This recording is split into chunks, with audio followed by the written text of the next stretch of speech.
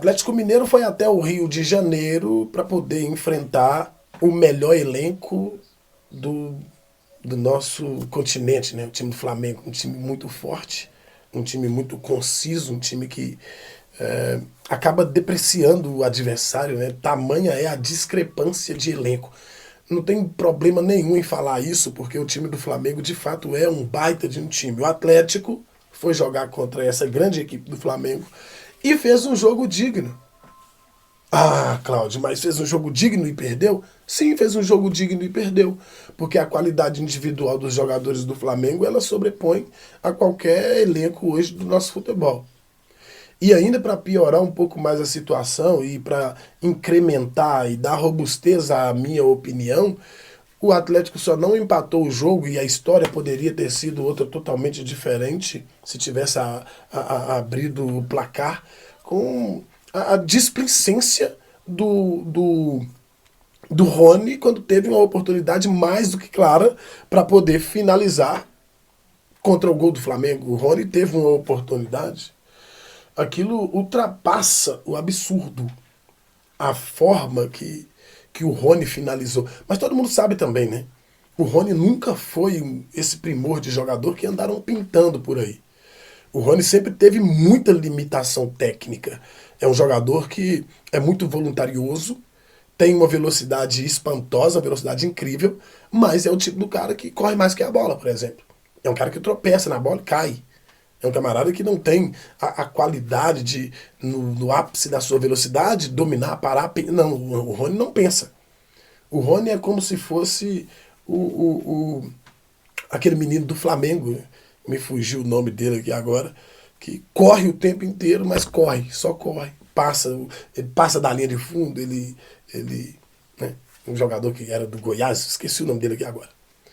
Era do Goiás, foi pro Oriente Médio e voltou para o. Foi pro Flamengo, né? Depois pro Oriente Médio e voltou pro Flamengo agora. Ah, Cláudio, mas ele já decidiu Libertadores. Sim, assim como o Rony também já decidiu Libertadores pro Palmeiras. Mas são jogadores que, tecnicamente, são extremamente limitados. Então, eu nem colocar. Quer dizer, não tem como não colocar responsabilidade no Rony por não conseguir fazer aquele gol. Né? Porque ele foi o cara que puxou a fila dessa rebelião que teve dentro do Atlético, né? Ele foi cobrar salários, eu até vi um meme na internet, de um camarada falando, mas você tem que receber salário mínimo. Esse cara não pode cobrar salários da diretoria. Uma coisa tem nada a ver com a outra, é um meme, a gente entende isso, porque todo trabalhador é digno do seu salário, né?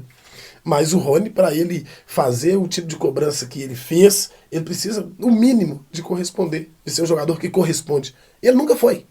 Ele nunca foi um jogador que corresponde às expectativas reais que o torcedor atleticano sempre depositou nesse atleta. É um jogador comum, bem básico, assim. Bem básico, que tem uma boa velocidade, talvez até mais que muitos, quase que todos os jogadores do futebol brasileiro. A velocidade dele é espantosa, corre muito, mas é aquele camarada que corre, corre, corre, corre, e se deixar ele continua correndo. Ele não tem a técnica para poder fazer a coisa acontecer. Mas o Atlético, no contexto geral, ele mostrou, não sei se por causa da rivalidade que o Atlético tem com o Flamengo, mas o Atlético demonstrou ali, cara, uma garra, uma luta muito grande, bateu mesmo de frente com o Flamengo, foi melhor que o Flamengo em vários pontos do jogo, teve a sua principal estrela apagada, né? O Hulk não fez o seu melhor jogo e o Atlético vive a Hulk dependência, né? Eu acho que é importante todo clube ter um jogador ali que é acima dos normais, mas que às vezes o time precisa se ajudar, porque o dia que ele não estiver bem, os jogadores fazem o jogo acontecer. Não é o caso do Atlético. O dia que o Hulk não tá bem, é tipo nada.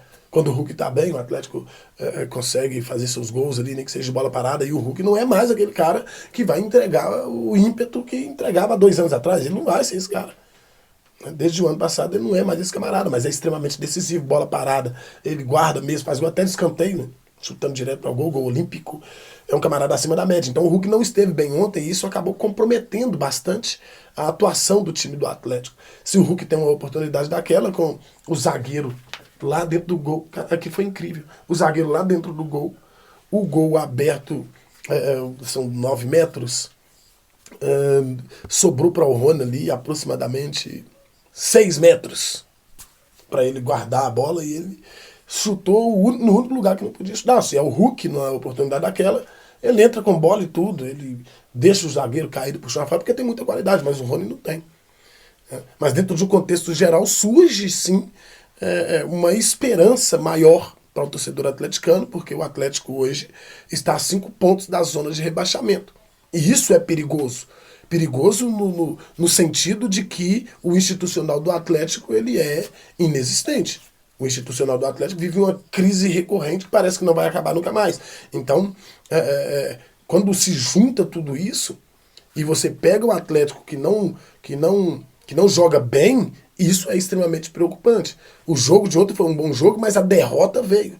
Então ficou estagnado ali e agora são 5 pontos da zona do rebaixamento. Ah, Cláudio, não é hora de se preocupar com isso não. Quando entrar na zona do rebaixamento, é importante lembrar o torcedor atleticano que o campeonato já começa, né, a virar para virou para o segundo turno ali, a conversa é outra, todo mundo com seus objetivos de forma mais transparente, mais clara, os times começam a entregar um pouco mais, a dificuldade é bem maior. Então é importante o Atlético voltar a vencer, porque se ele volta a vencer agora, ele vai se distanciando da zona da confusão, como diria Vanderlei Luxemburgo.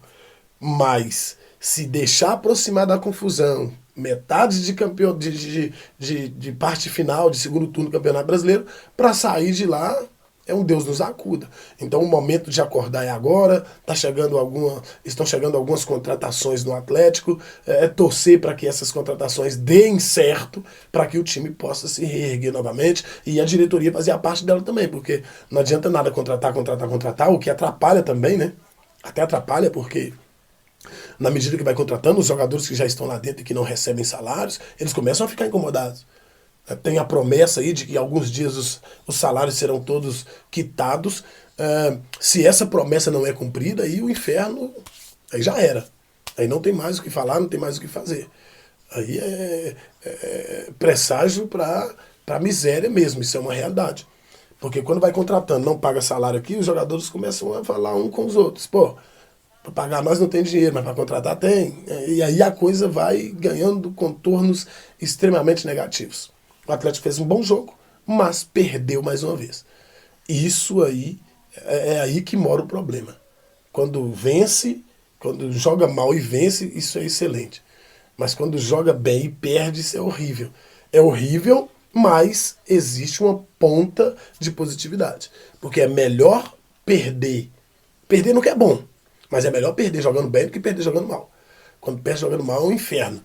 Só que a gente precisa também analisar os 2 próximos jogos do Atlético. Se de fato está na crescente ou se foi apenas o ímpeto por estar jogando contra a equipe do Flamengo, que é o melhor elenco, que o Atlético tem uma rivalidade com o Flamengo. Então a gente precisa ir observando, né? Os próximos 2 jogos do Atlético vão falar muito a respeito do que de fato aconteceu ontem lá no Maracanã. Se o Atlético de fato está voltando a jogar um bom futebol ou se foi apenas aquele momento de lucidez por causa da situação.